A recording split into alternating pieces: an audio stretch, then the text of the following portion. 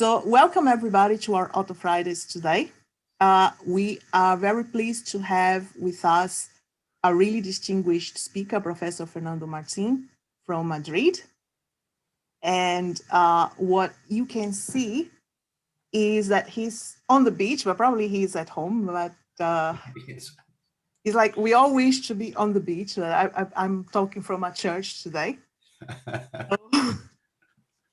In Spain, actually, my church. Professor Fernando Martin, he is full professor at the University Autónoma de Madrid since 2005, and he is one of the leading atom chemists in the world. So we're very happy to have him around today. His research focuses on light atom and light molecule interaction and the properties of new materials and nano objects.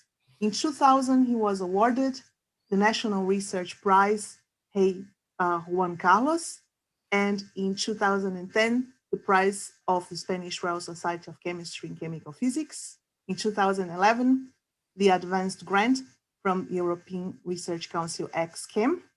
In 2017, the prize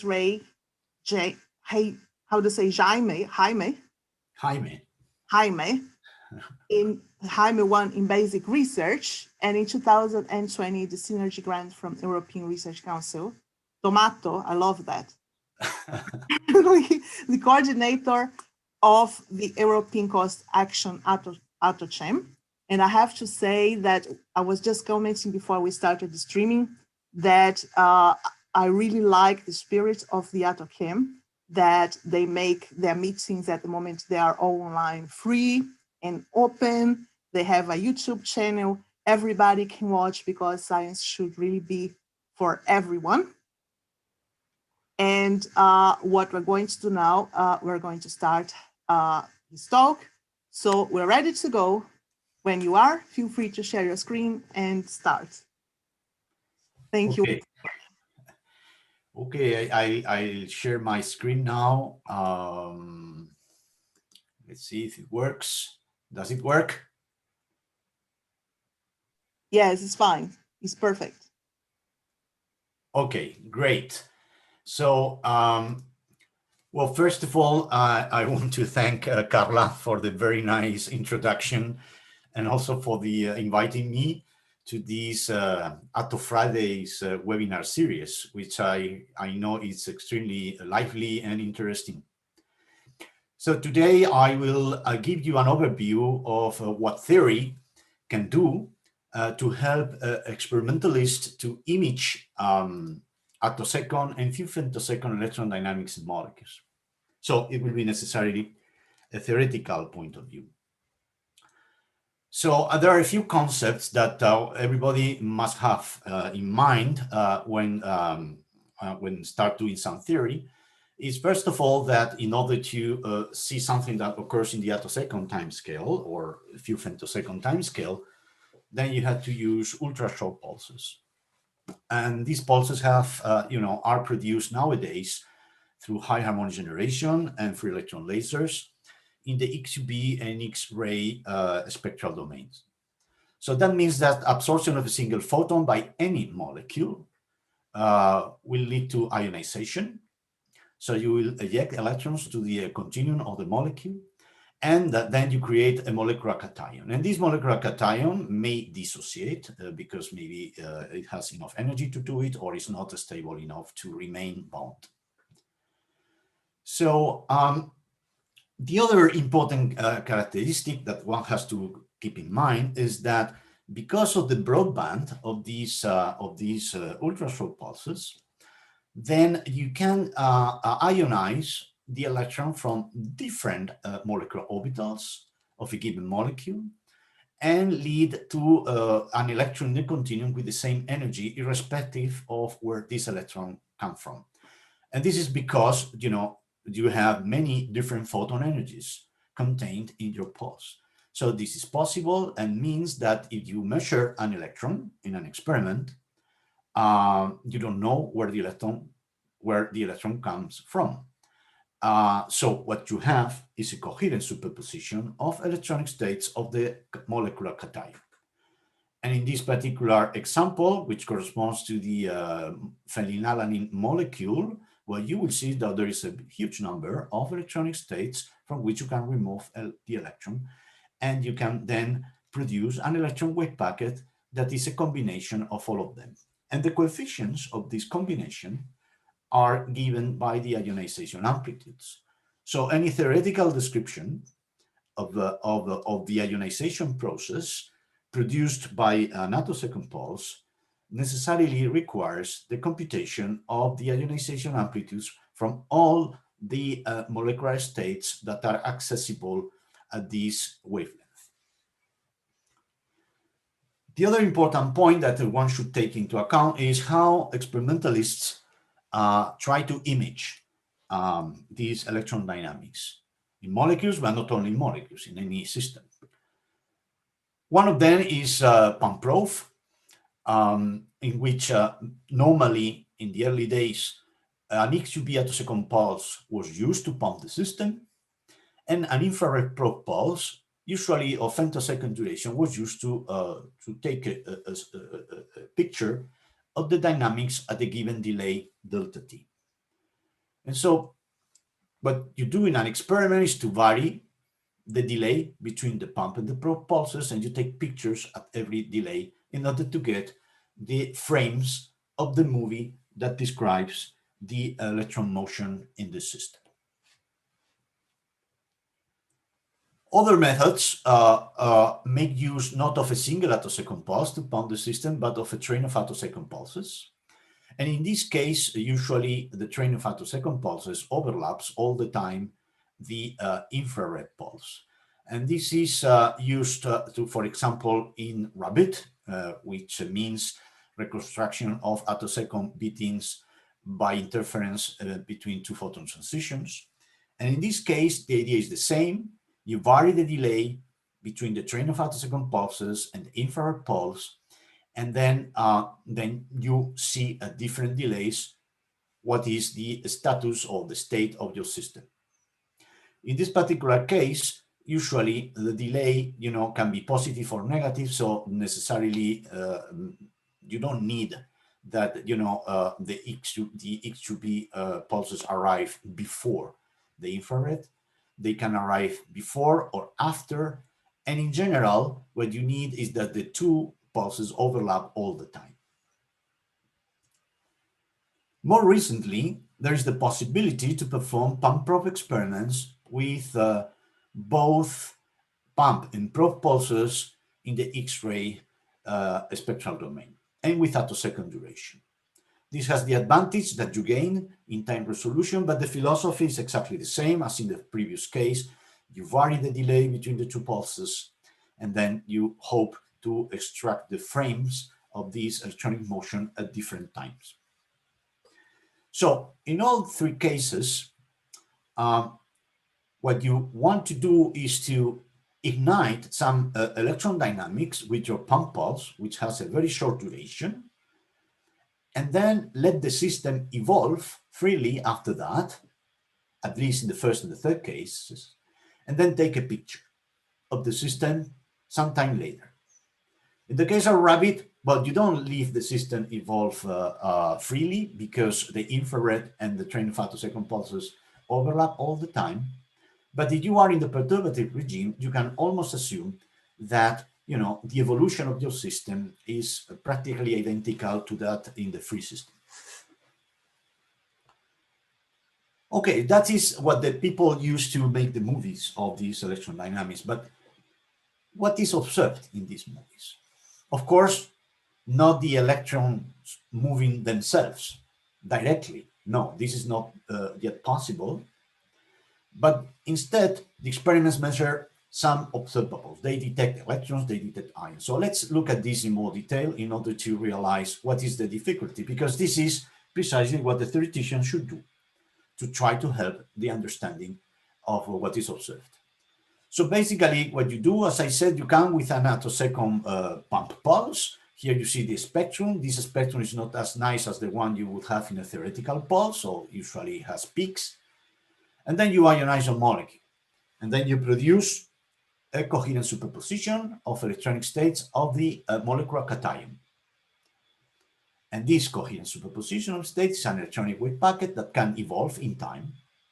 So there are charge fluctuations all over the molecule, and these fluctuations occur in the attosecond or few femtosecond timescales. And this is the dynamics you would like to observe.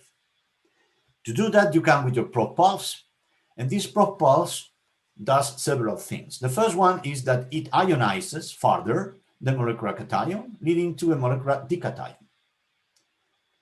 And this molecular dication can evolve and break in different fragments, simply because it's doubly charged and is usually not stable. And this breakup of the cation occurs typically in the picosecond timescale. So in the experiments, in the early experiments, what was recorded were the ions that were produced after all these steps here. And these were recorded as a function of the delay between the pump and the probe pulses. And this is the example for the phenylalanine molecule that was published several years ago by the group of Francesca Calegari and Mauro Nisoli. Now, this was very nice, but it has a problem. And the problem is that you hope to be able to see some reminiscence of the electron dynamics you generated here with your attosecond pulse, a time that is, much longer than the time that it required the electrons to move. So that means that you have to wait a long, long time and hope that nothing else happens between the probe step and the time at which you detect your ions in order to see something. So you have to be very careful or very lucky or both to see these things. Now, there is an alternative that is theoretically much easier, but experimentally more complicated, and is that, okay, if you want to get rid of all that comes after the probe step, and you don't want to have any contamination by the nuclear dynamics that follows the probe step, then what you can do is directly detect the photoelectrons that are produced by both the pump and the probe pulses. The advantage of this is that electrons are fast, and then they can leave the molecule very rapidly. And as a consequence, then whatever happens to the molecular cation after the probe steps will not affect these electrons. And so the signature of the early electron dynamics that is produced by the attosecond pump pulse can be more directly analyzed. This is easy to say, but is experimentally more complicated than the former approach. Of course, the ideal experiment would consist in detecting everything as much as you can.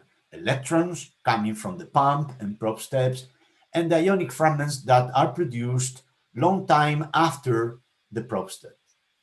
And then ideally to perform coincidences, okay? And this would provide a very complete description of the system.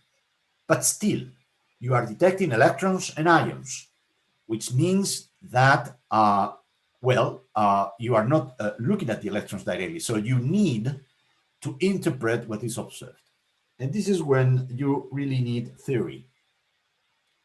But theory then has to explain why and when these early electronic coherences that are produced by the attosecond pulse survive. And this is something that even nowadays is not clear. And I will try to give you a flavor of why is this and what you can do and what has been learned so far. So if you want to describe the whole thing, theoretically, then you have to face the following challenges. The first one is you have to describe ionization of a molecule by a broadband pump pulse. The second one is that you have to describe the coupled electron and nuclear dynamics that follow the pump step, and that is responsible for the charge fluctuations you see before the probe pulse arrives. The third one is that you have to describe ionization by the probe pulse, not ionization from a molecular cation in a given electronic state, but from a cation in a coherent superposition of states. And that is not at the equilibrium geometry, almost for sure. And finally, if you want to know what happens after the probe step, then you have to describe the coupled electron nuclear dynamics that follows the probe step. So any of these items here is per se a theoretical challenge. And of course, in order to describe all these processes, then you need to develop specific theoretical methods. What is the ideal theory to describe these 4 steps? Well, the ideal theory is to describe, to resolve the time-dependent Schrödinger equation. So that means you describe quantum mechanically the correlated motion of unbound electrons and nuclei in the time domain. This is what you should do. This is very easy to say, but is only possible for diatomic molecules, mostly hydrogen. So if you were able to use this theory, what you would do? Well, there are different approaches, but the most general one is an approach in which you take your time-dependent wave function and you expand it in the basis of products of electronic and nuclear wave functions. These electronic functions are usually the eigenstates of your system, both in the bound states and electronic continuous states. So that's why you have different families of terms here. And these are nuclear wave functions, that multiply the different electronic states. And this is an expansion that in practice it's difficult to converge unless the intensity of the pulses you have is weak, which is usually the case in these pump-probe experiments. But still, you have to include a large number of states here, simply because of the bandwidth. You have such a broad bandwidth that this covers basically the whole spectrum of any molecule. So what you do with this is just to transform the time-dependent Schrödinger equation in the system of coupled differential equations that includes the couplings between the different electronic states. And these couplings are dipole couplings, of course, the ones induced by the radiation, and non-adiabatic couplings that may arise due to nuclear motion. And you may have also Hamiltonian couplings if you are not working exactly with eigenstates of the system.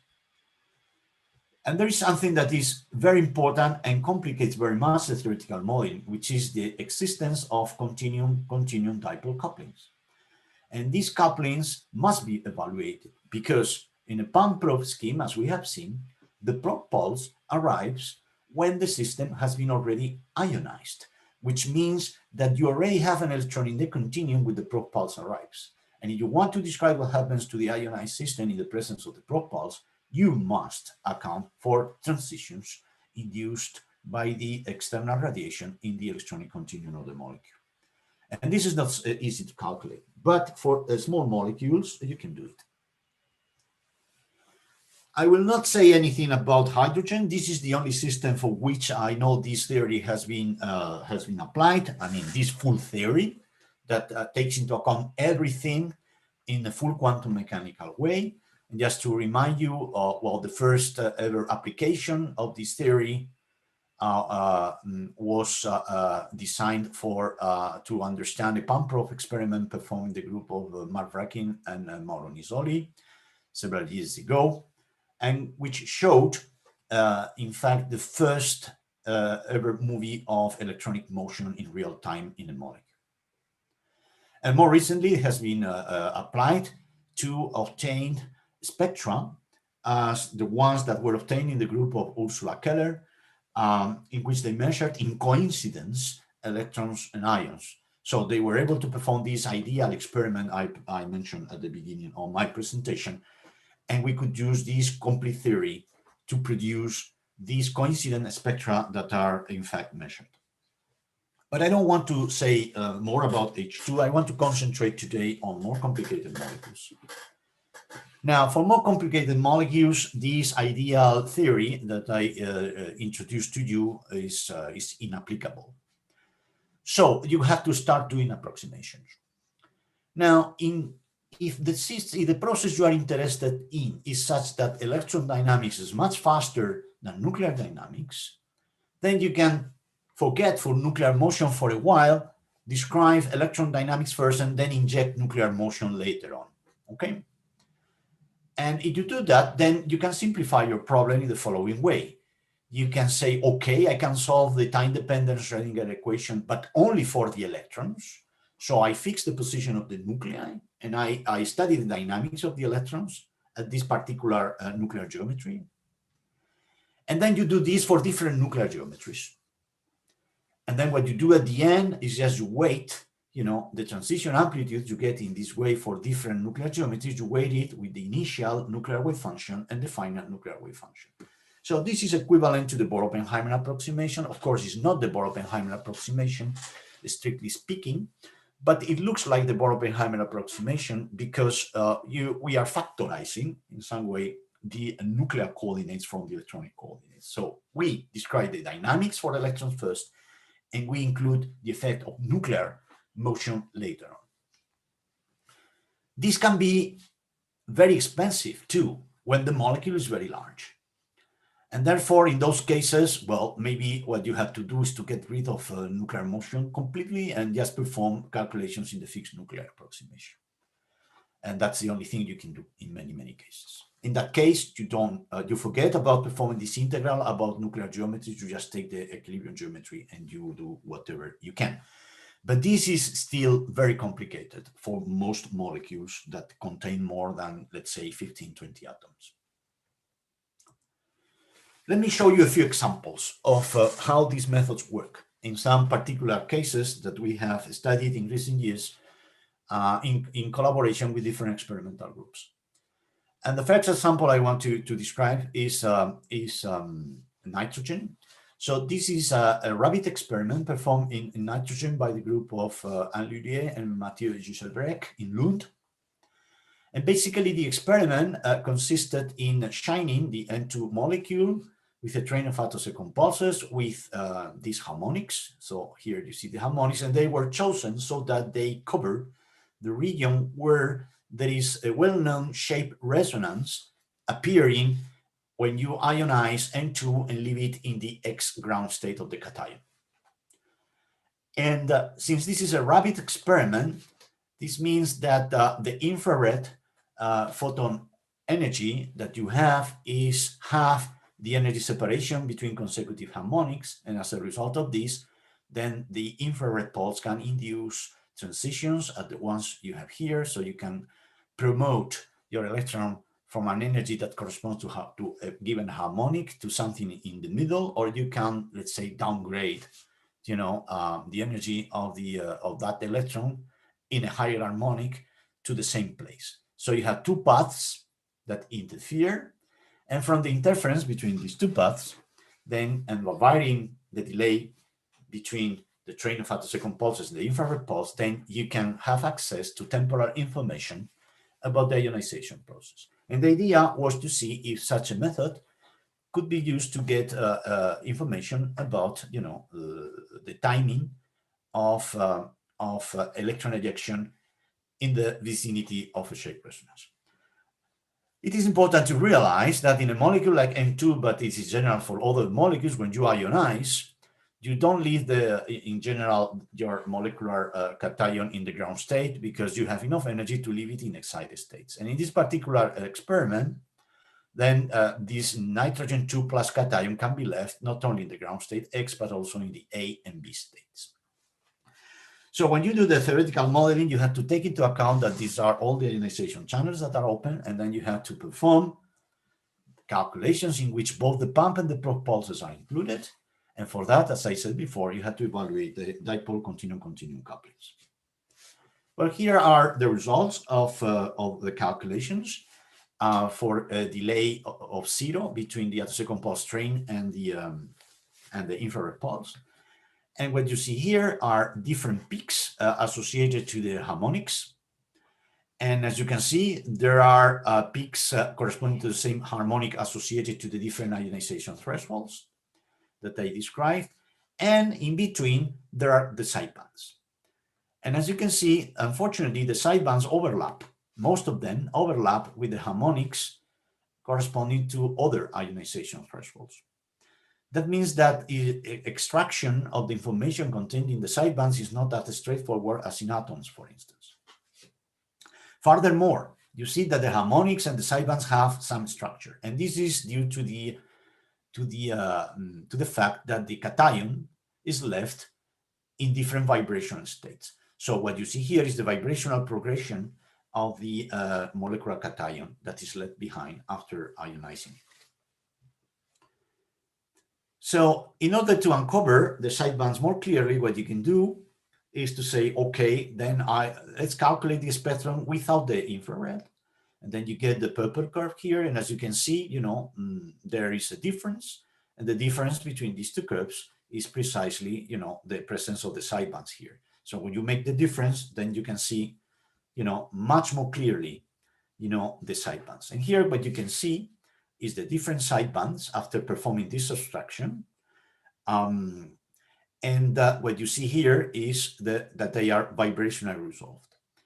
And I like this figure because this is a direct comparison between what is actually measured in these experiments and what is actually calculated. So this is just a direct comparison between observables, which is, I think, the goal of any theoretician. And then once you have this, you can start trying to understand what is the meaning of the different features you see here.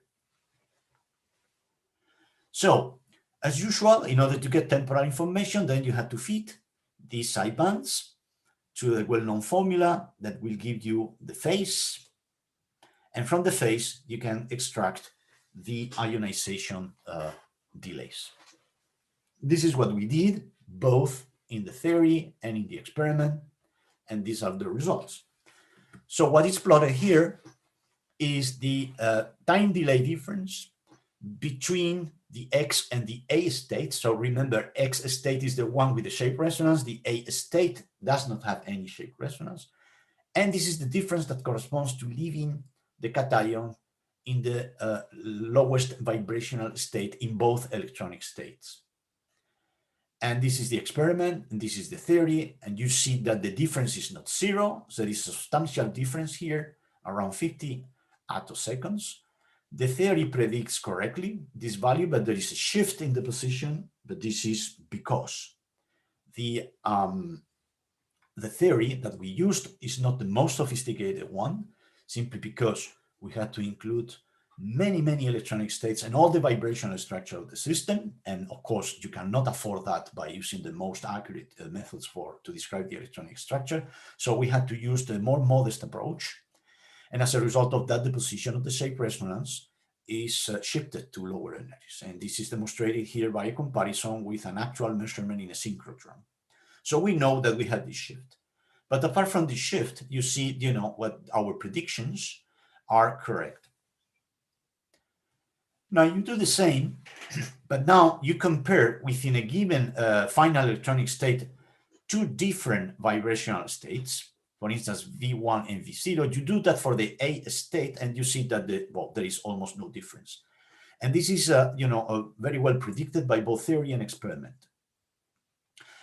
And this is expected because the energy difference between an electron that leaves the cation in the V0 state and the V=1 state is peanuts. It's so small that the time difference in the ionization process is almost invisible. But when you do the same in the X state, the state that has the shape resonance, then you see that even though the energy difference between these two electrons is very small, and therefore you would expect that the time difference between both ionization processes is also small, still you see a huge difference of the other 100 attoseconds here. And what is even more surprising, you see that there are photon energies for which this difference is negative. So it goes from positive to negative. And this is again well described by the theory, apart from the shift I described before. So our goal goes to understand the origin of this strange or unexpected feature. And for that, we had to look at what we calculated. So what you see here is the transition amplitude corresponding to different internuclear distances of the nitrogen molecule. And these are the ones that correspond to leaving the cation in the V=0 state and to leaving the cation in the V=1 state. And as you can see, there is a difference. Basically, the maxima is shifted in V1 with respect to V0. It's a very small shift of the order of 0.2 angstroms. That is very, very small, but is visible.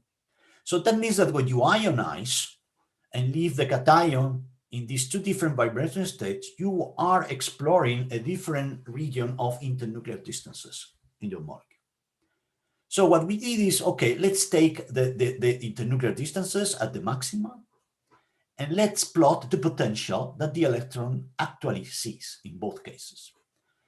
And this potential is plotted here. What you can see here is these two minima here correspond to the positions of the nuclei, the two nitrogen nuclei.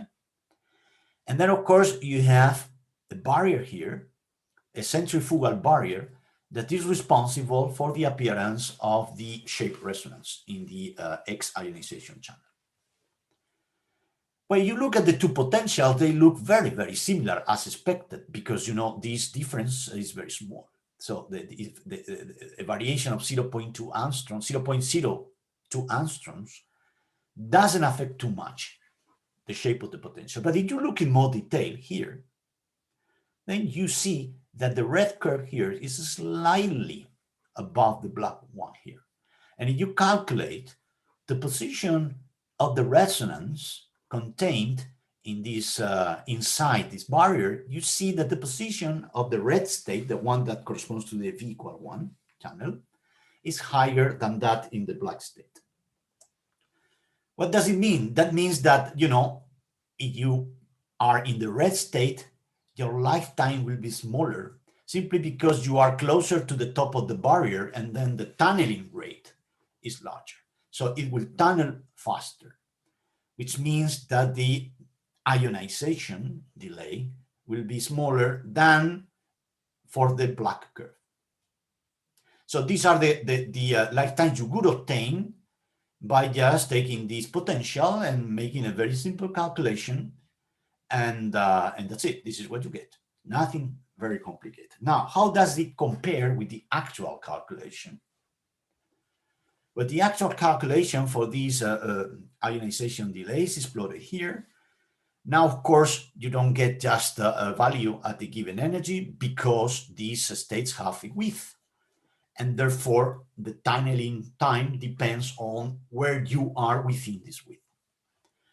And as you can see, the black curve, which is what you obtain from your accurate dipole transition matrix elements, is above the red one. So this fits perfectly with your expectations of this model. But you also see that the width is different. But this is normal, because, for the black state here, the ionization time is longer, or if you wish, the lifetime of the resonance is longer. And that means that the width is smaller than for the red state. For the red state, the lifetime is smaller, and therefore the width is larger. And because of that, these two curves, red and black, intersect. Now you make the difference between them, you get the green curve here that is positive here and then becomes negative. And this is precisely what was observed in the experiment and what was predicted also by the full calculation. So the conclusion of this study was that if you have access to the vibrational structure of your cation after ionization, and for this you need a high energy resolution in your spectrometer, so you have access to that, then you can have information about how centrifugal barriers affect the ionization time when the molecule vibrates just a little bit. And I think this is a very remarkable experimental result, because it shows how accurate, these methods can be if they are combined with spectrometers which have very high energy resolution. Well, this is the first example I wanted to show. The second one is just a theoretical exercise. So there is no experiment here, but we wanted to do it just to see what is the kind of things you could do in the future when the attosecond sources are improved.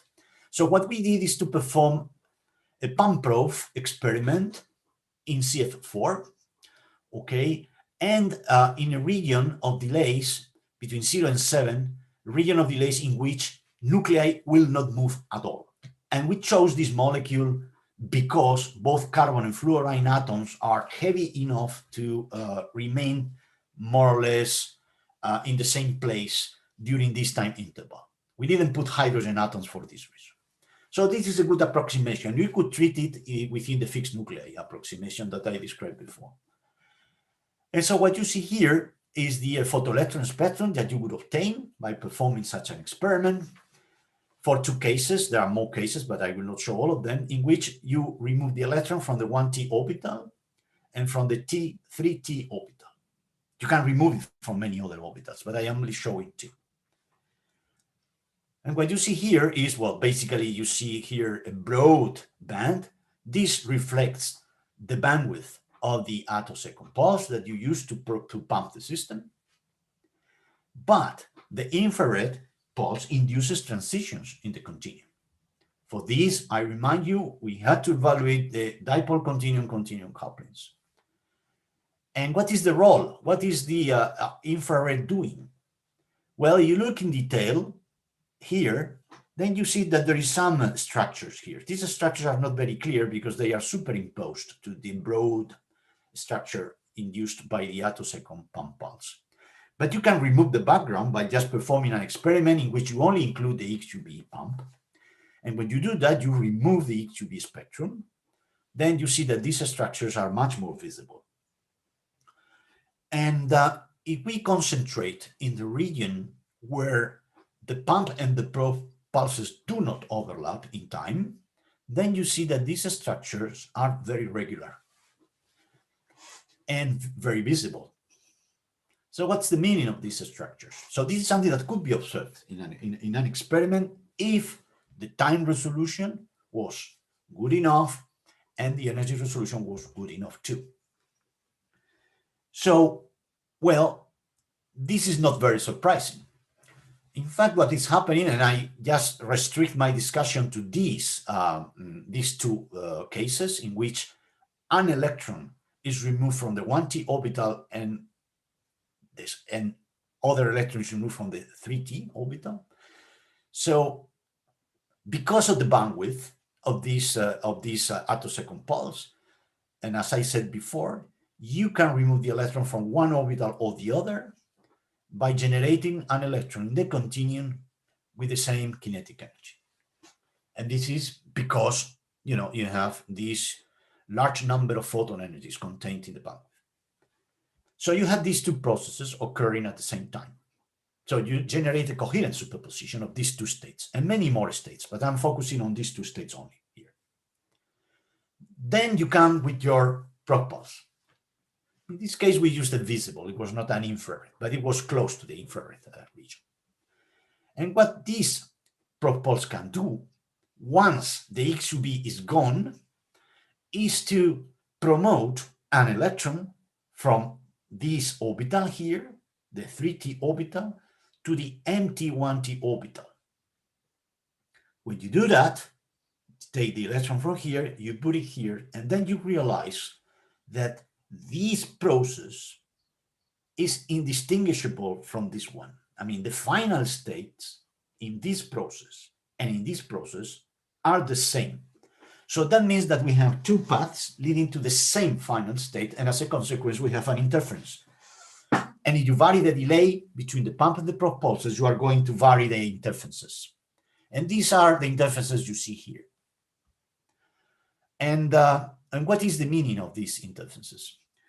Well, if you look at this, you calculate the, from the time here, you can calculate the frequency. Then you realize that this frequency is precisely gives you the energy difference between the 1T1 and the 3T2 states, which means that by just recording the frequency of these fringes, you will be able to know which are the electronic states that belong to the coherent superposition that the attosecond pump pulse produces.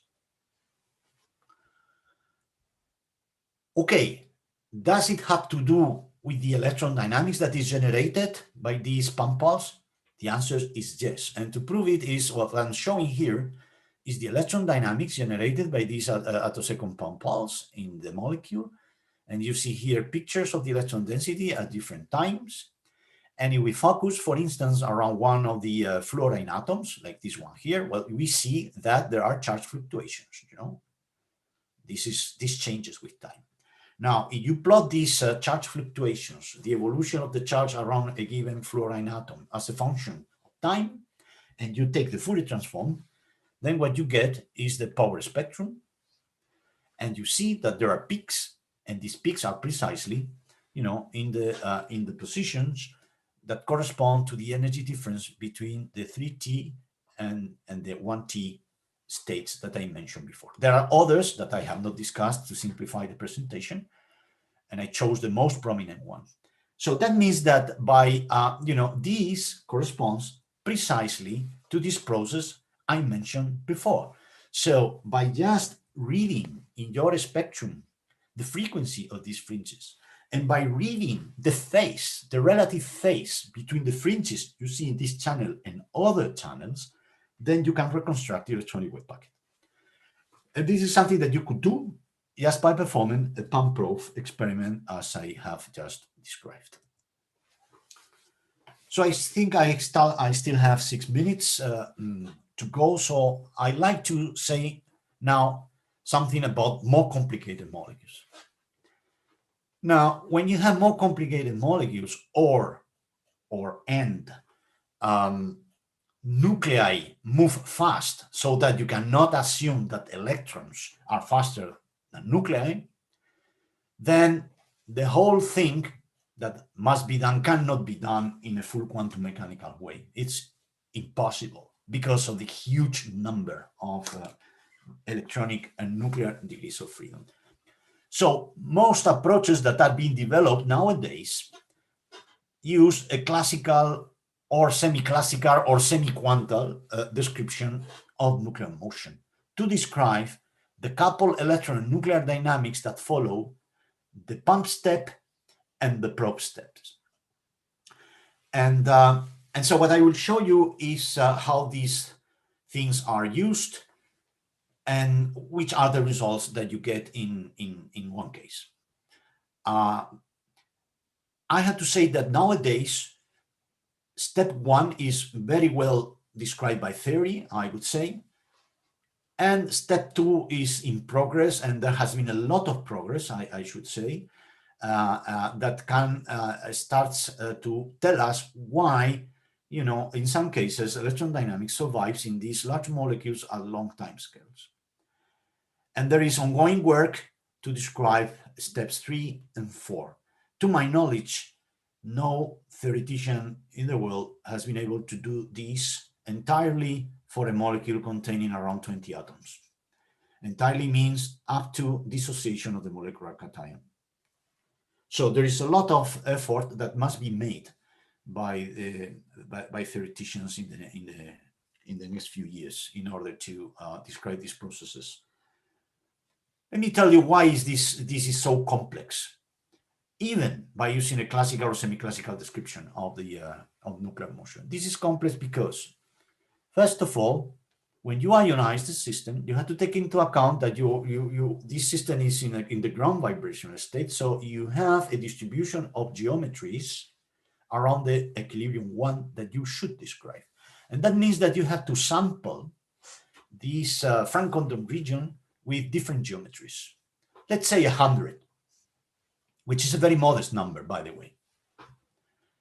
And then you should calculate the ionization amplitudes for these 100 geometries, and not only for one ionization channel, but for all ionization channels that are open at these photon energies. Let's say 10, which again is a very modest number.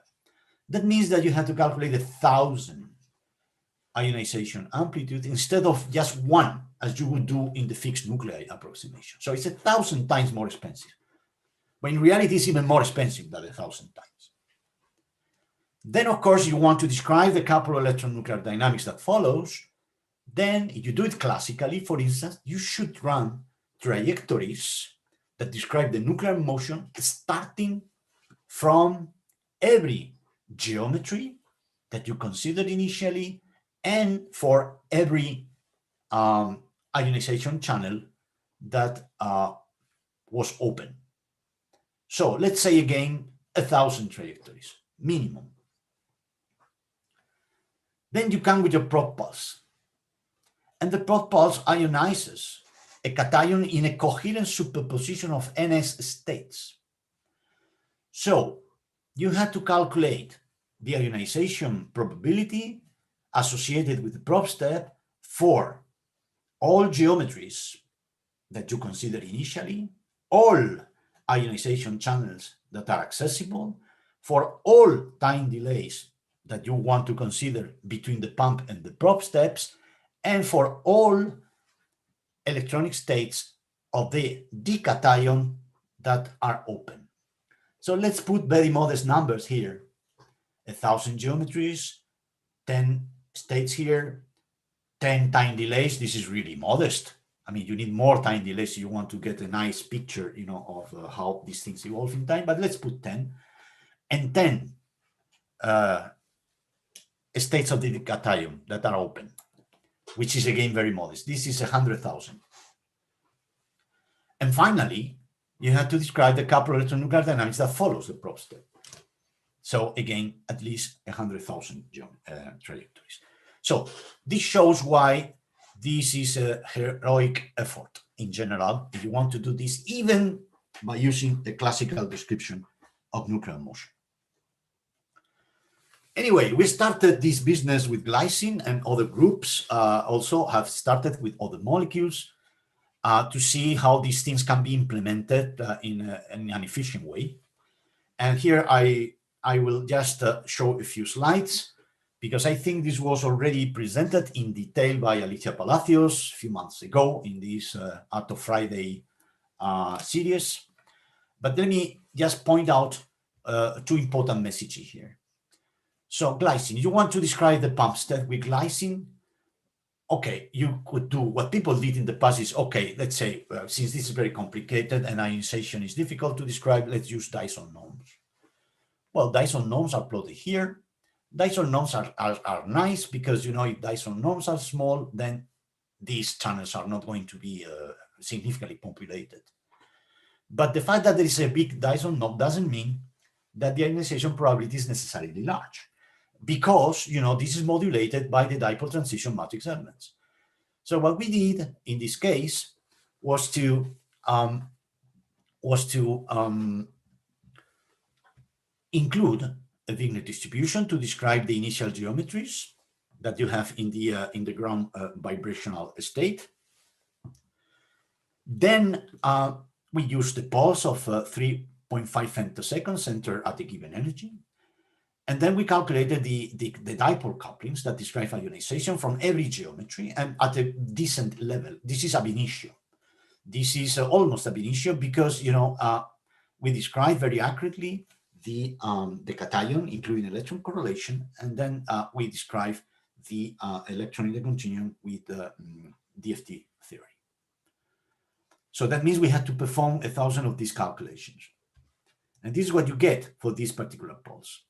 And as what you can see here, you know, when you look at the probabilities, the ionization probabilities for the 4 states that are open for this particular pulse, plotted here in blue, this is the spectrum of the pulse, you see that this does not look at all what you would obtain for the Dyson norms. So here, ionization in state 1 is dominant over the others. Now, the interesting thing is that if you take pulses of different central energies, like these ones here, you see that, you know, this changes. So what is more important here is no longer important here or here. And none of these scenarios is well described by the Dyson norms. So first important message, it looks that you have to calculate the true dipole transition matrix elements in these molecules because the Dyson norms are not good enough to describe this. And you also have to include the effect of the initial nuclear wave function through this Wigner sampling. What I'm showing you here is that this translates in different dynamics for the electronic wave packets. As you can see, here I'm plotting this in the fixed nuclei approximation to simplify, so I consider very short times, but you see that even at this short time scale, you know, these wave packet evolutions are completely different in the three cases. The other important thing is what happens after the pump step. For this, we perform these classical calculations, in this case, trajectory surface hopping simulation, starting from all the electronic states that were accessible after ionization. And as you can see here, these are the populations of the different states as a function of time. And as you can see here, you see that in this particular case, the populations remains more or less constant. But in other cases, these populations vary abruptly after just 5 or 6 femtoseconds. So that means that here you know for sure that the electronic wave packet that is generated by the pump pulse will change dramatically after 6 or 7 femtoseconds. While here, since the populations remain the same, there are no new states entering this this coherent superposition of states, there is a chance that coherences survive long enough. Okay? Now, the very last thing is, so how these trajectories look like. What I'm showing here is, you know, I think this is very interesting. This is my last slide, but I think I will take a couple of minutes to explain it because I think it's very, very relevant to understand why in experiments in which ions are detected and not electrons, there is still the chance to see electronic coherences. Well, what I'm showing here is, you know, how, for the different trajectories we used that were of the order of 1,000, something like that. Then we see here how the bond distance, the CM bond distance and the CC bond distance evolve for the different trajectories. And you see that there are trajectories in which you see a long stretching of the CN distance, others where this distance remains more or less constant, and the same here. And the different colors here show the states in which this trajectory started. So that means that these reddish trajectories started in the 8th and 7th state, okay? The bluish started in the 1 and 2 or 3 states, okay? So look, here, what this thing is telling us is that if your wave packet, the wave packet that the pump pulse created, has a strong contribution of the, let's say, 6, 7, and 8 states here, then these wave packet will evolve in such a way that at the same time you will have a stretching of the CN distance and most likely the breakup of the cation in this way. While here is just the opposite. You see that the breakup along the CC bond is mainly produced when your electronic wave packet has important contributions from states 1, 2, and 3. And now we go back to here. Look at this. Here we have that these, the dominant states in this electronic wave packet, are the 1 and the 2. So this corresponds to the blue here. Then we see that in this case, the blue states lead to the CC breakup, while here they do nothing. So if you perform an experiment in which you mainly populate states 1, 2, and 3, you generate an electronic wave packet that contains states 1, 2, and 3.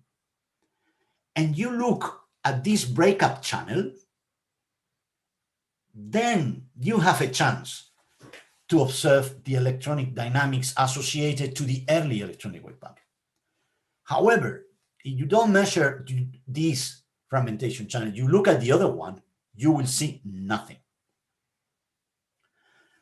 And the other way around. I mean, if you look, for instance, here, you see that here, basically, you see contributions from state 6, let's say 7. So it's the higher states here. Now let's go back here. So we are looking at this region, states of this. So here's just the opposite. If you create an electronic wave packet that contains these states, like for instance this one, then if you look at the CN breakup in your mass spectrum, then you have a chance to observe electronic coherences associated to the molecule, while you will see nothing here, because the reddish curves here do not change the CC bond. So that means, and this explains why when people started to perform experiments in these molecules, like phenylalanine or tryptophan or iodacetylene and many others that have been studied, people only saw the reminiscence of these electronic coherences, these early electronic coherences, in one or at most two fragmentation channels among the many fragmentation channels that were produced by the PAM-PROF experiment. So only a few ones have the chance to contain in themselves the early information corresponding to the early electron wave packet that was generated. And this is because there is a selectivity, and in the way the molecule breaks, that is directly associated to the shape of the electronic wave packet that was created by the PAM pulse. And with this, I conclude. I took more time than I wanted, but I think I wanted to explain this last part clearly because I think it's very important, and it's so far is the proof that yes, it is possible to observe electronic coherences induced by the PAM pulse when one looks at fragments that are produced much later and after going through a series of non-adiabatic dynamics, and that leads to fragmentation of the molecule. It is possible, but only in a very selected channels. Which ones? We don't have a general answer for this. One has to perform calculations to see which are the channels in which you expect to see this reminiscence of the electronic coherences. And I think I don't have to read the conclusions. I just want to acknowledge the people from my group who was involved in these calculations. Jorge Delgado, a PhD student, who is finishing his PhD, Manuel Larastiaso, who finished his PhD 2 years ago, Jesus González Vázquez and Alicia Palacios, who are senior researchers in my group, and Etienne Plessia, who is almost a senior researcher already. Is a very experienced postdoc who has been working with us for a long, long time. And of course, acknowledge Piero de Cleva, who collaborated with us in some of the problems I showed you before. And I want to acknowledge all the funding agencies here. And I want, as was said in the introduction of my talk, we recently got a Synergy grant. So we are really looking for motivated PhD students and postdocs who could be interested in studying these kind of processes with us. Thank you very much for your attention. So thank you so much, Fernando, for this really nice talk. Now, are there questions, comments? If anybody would like to add things, please put on the Q&A. I can see that we have one from Narayan Prasad Agarwal from Calcutta.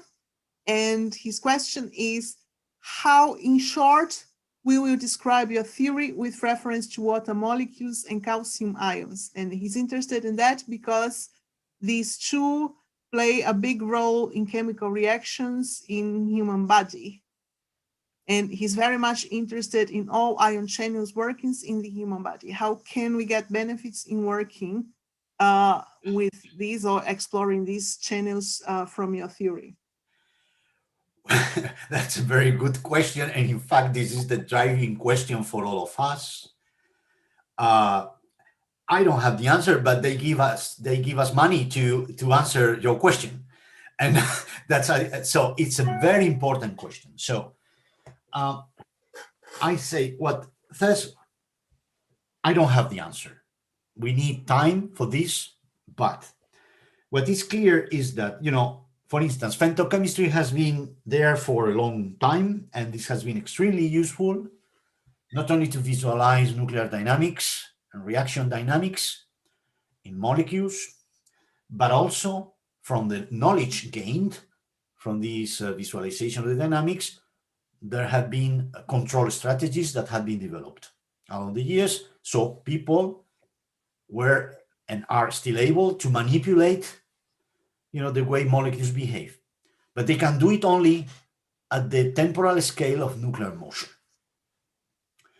Now, what this attosecond chemistry business opens is a new line of doing this, because we should not forget that if nuclei move in the way they do, is because they follow the potential created by the electrons. We should never forget that. It's something that, we often forget. So that means that you are able to manipulate the way electrons move in the molecule. You will modify the way nuclei move, and by extension, you will modify the chemical properties and the reactivity of this molecule. So if this is feasible or not, this depends very much on how these laser sources evolve in the next few years. There are many technical problems still, and precisely what the theory aims at doing is to provide scenarios that are accessible by experimentalists and could be checked by them. Because ultimately, if we want to apply these methods to large systems like the ones you are asking, we will have to perform so many approximations that without an experiment to compare with, the predictions are difficult to make. So I would say, let's concentrate on medium-sized molecules with some biological importance, like, I don't know, amino acids or DNA bases, things like that, which are the building blocks of these systems of interest in biology. Let's understand what is going on with them. For those systems, I hope theory will be able to provide a good description. And once we understand that and we learn, then of course, then we can move to larger systems. But for that, of course, theory will be less reliable, in my opinion. But then I would say, but is mission accomplished if we are able to understand these medium-sized systems. So is that fine? Does it reply to your question, or would you like to ask further? Meanwhile, we also have a question from Joseph Sienkiewicz. How do you estimate the continuum couplings? It seems to be rather difficult. It is. It is difficult because, let me put it in simple terms. If you want to calculate the dipole transition matrix element between a bound state that is confined in a regional space and a continuum state that looks like, let's say, a plane wave. It's not a plane wave, but okay, let's call it a plane wave to simplify.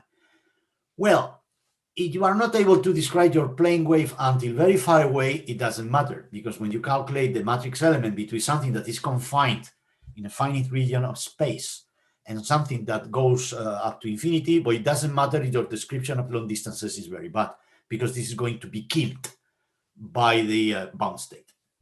So this can be done. Now, the problem of continuum states is that you are calculating a matrix element between two states that never decay asymptotically. They oscillate all the time. So that means that you have to use very large boxes. So basically what we do to calculate the continuum states is to enclose the molecule in a box, in a very large box, so large that the walls of this box do not have any effect on the escaping electron. So the electron escapes and it doesn't have time to meet the wall before the measurement is taken. Okay, so then what you have to do theoretically is to choose one of these boxes that is necessarily very large, and if you work within that box, for all continuous states, then you just calculate these matrix elements. So these are the matrix elements that describe transitions in the continuum. That is not a real continuum because it is in a box, so it's a discretized continuum, but they are consistently evaluated within the same box.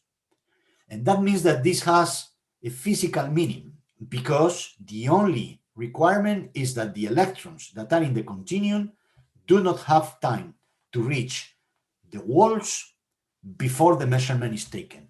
If this condition is fulfilled, then it doesn't matter if you work inside a box. And then your calculations of continuum-continuum couplings are meaningful. And then they can be performed by using the same methodologies that are used to describe other dipole transition matrix elements involving bound states.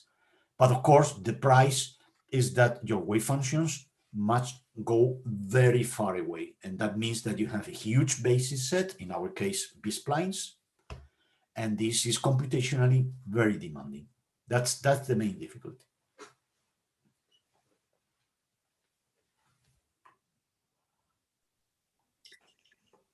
Before we continue on with further questions, if there are any from the audience, I have a housekeeping note. Fernando, unfortunately, your camera has frozen up again. So if you would try turning it off and on again, we can see you. But you could hear me, I hope. We could hear you all the time.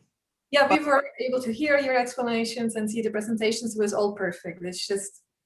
Was I frozen during my presentation as well? Your face froze at some point. Oh my. Well, anyway, then you didn't see the motion of my hands. Okay, no problem. But your explanations were very nice. So. Thank you. Oh, you are fine. So are there more questions? I have one out of curiosity while waiting for the questions to come. You mentioned when you were looking at rabbit and these experiments where you were trying to determine the ionization time, you said that these centrifugal barriers were playing a big role, or at least a significant role, not necessarily big, in this and changing the barrier and the ionization time, and that you could detect it. And even if the system vibrated a little bit, what do you call a little bit? How would you quantify? Well, so the variations, these, maybe I can share the screen again to Go ahead. show you the slide when this, where this was shown. Here. Exactly, yes. I think this is the one. So look at this. So the two potentials I plotted were obtained for an internuclear distance of 1.1 angstroms and 1.058 angstroms, which means that, you know, there is the difference in internuclear distance between these two is only 0.02 angstrom. Only that.